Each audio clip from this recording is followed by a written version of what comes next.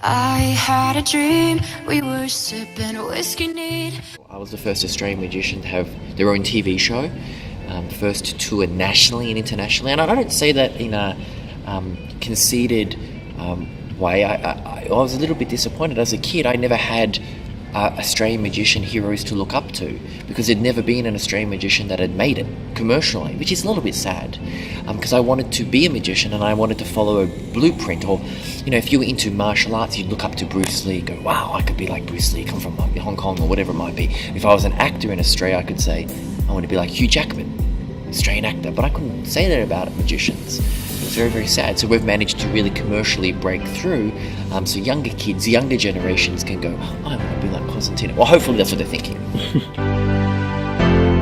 Because I couldn't read very well, couldn't spell very well, and I stumbled across a magic book, and my mother read the book to me, and that's how I learned to read. And in the back of the book it had magic tricks, and my mum taught me the magic. So I didn't see a magician on TV or watch him in a theatre. I just wanted to read, and the magic book was the first book I really picked up that kind of engaged me, and I taught myself, and it was a long, slow process to learn my craft. Not a single manager or an agent or TV producer would look at me, because magic had never worked in Australia. So I learned to build up my own foundation, very solid framework. I built up my own underground following. I had my own fan page with people that, well, this is all before social media, where now it's easier and harder, but it's easier to, you have an Instagram and kind of get a following, or you Facebook and get a following. Well, we used to send out newsletters. That's how you got a following. People would physically sign up.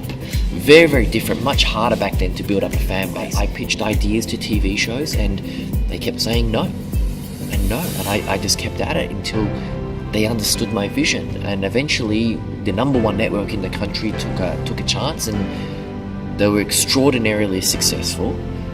2 million viewers for the first show, which is huge numbers in Australia, and that led to a magic revolution, where Australia embraced magic for the first time like it never had. I have this overwhelming fear that I won't reach my true potential, that the world will never see.